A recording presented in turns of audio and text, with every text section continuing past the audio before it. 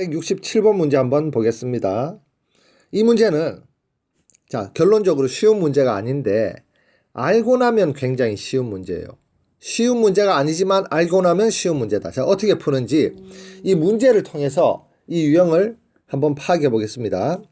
자, x가 마이너스 2보다 크고 2보다 작을 때 3x 플러스 2y는 10을 만족시키는, 자, 여기서부터 이까지는 별로 중요한 말이 아닙니다. 문제를 처음에 해석할 때 x의 범위가 이거일 때 y 값의 범위를 구하시오, 이렇게 해석해야 돼. 아, y 값의 범위를 구해야 되는구나. 그럼 어떻게 해야 되냐면, 자, 보세요. y가 뭐 어떻다, 이런 식으로 표현을 해야 될 건데, 자, 그러면 이 y 값의 범위를 어떻게 구하지? 라고 생각했을 때 이제 얘를 생각을 하는 거야. 얘를 어떻게 생각하냐면,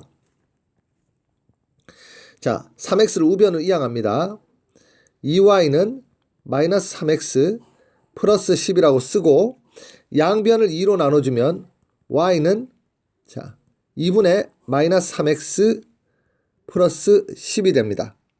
그러면 바로 y 값의 범위를 구하라는 말은 y가 2분의 마이너스 3x 플러스 10과 같으니까 바로 2분의 마이너스 3x 플러스 10의 값의 범위를 구하라는 말로 해석하면 돼요. 자, 그러면 얘를 어떻게 이제 구하냐 하면 여기에서 출발하면 됩니다. 여기에서 출발하면 돼요. 자, 어떻게 하냐? 먼저 양변에 마이너스 3을 곱해 보겠습니다. 안쪽부터. 자, 이것도 지금 잘 알아야 돼. 학생들이 이렇게 해야 되니까 2분의 마이너스 3x 플러스 10이니까 어쩔 줄을 몰라.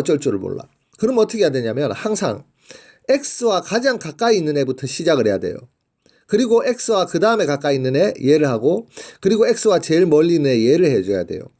마이너스 3을 곱하면은, 자, 마이너스 2에다 마이너스 3 곱하면 6이 되고, 부동호 방향 음수를 곱했으니까 바뀌고 마이너스 3x라고 쓰고, 자, 여기 부동호 방향 바꾸고 마이너스 6이라고 씁니다.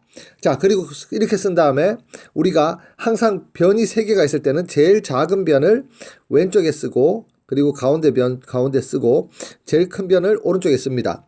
자, 그 다음에 플러스 10을 합니다. 자, 플러스 10을 하면 얘는 4가 되고, 자, 얘는 마이너스 3x 플러스 10이라고 표현해주면 되고, 얘는 16이라고 쓰면 돼요.